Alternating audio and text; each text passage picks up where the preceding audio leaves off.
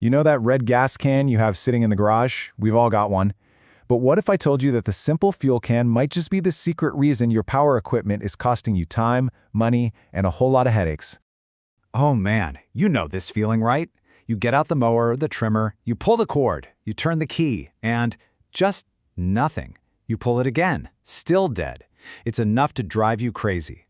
But what if the problem isn't the machine at all? Look, we count on these tools for everything. From keeping the lawn looking good to clearing up after a storm, we're pretty good about checking the oil and sharpening the blades. But be honest, how much thought do we really give the fuel we pour into the tank? As it turns out, that might be the single most important thing we do. So today, we're going to pull back the curtain and expose a hidden enemy to your small engines. And believe it or not, it's something you probably buy every single time you visit the gas station. Yep, we're talking about the fuel itself.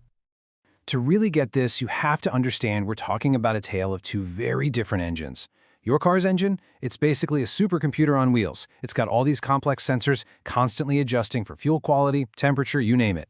But your mower's engine, well, that's a different beast. It's a simple, tough, air-cooled workhorse. It's built to be light and powerful, but it just doesn't have all those fancy electronics, which makes it way more sensitive to the fuel you put in it.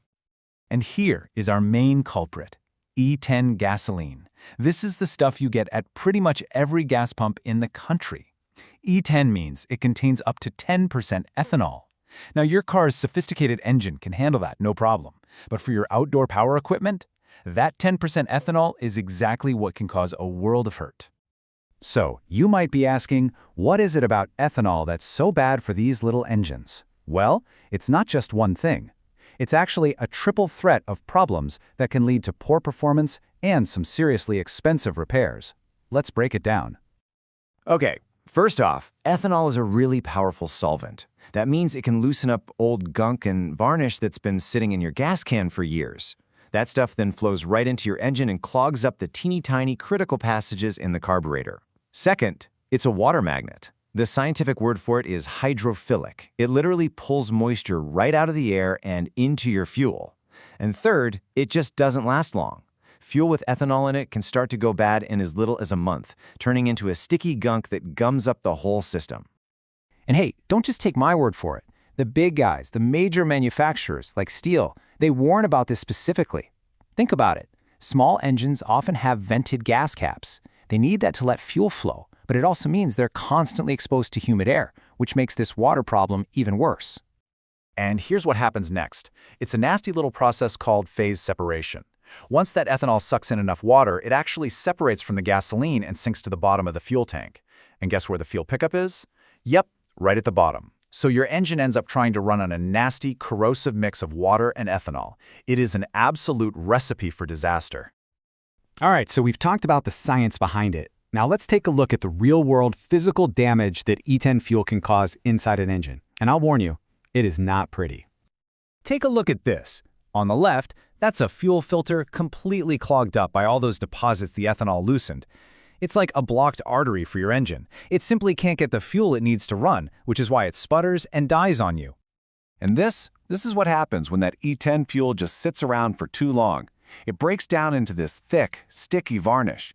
It just gums up all the incredibly precise little parts inside a carburetor, making it pretty much impossible for the engine to work the way it should. Hey, remember that water magnet effect we talked about? Well, here's the ugly result. That's not dirt you're looking at. That is rust and corrosion inside a carburetor.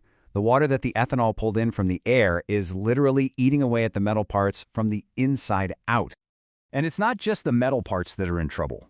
Ethanol solvent properties can also soften, swell, and eventually crack sensitive rubber and plastic components like this carburetor diaphragm.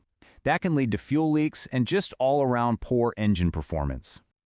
Okay, I know, that was a lot of doom and gloom. But here's the really good news. There is a very simple, very effective solution to all of these issues. It's a type of fuel that your equipment will absolutely thank you for using.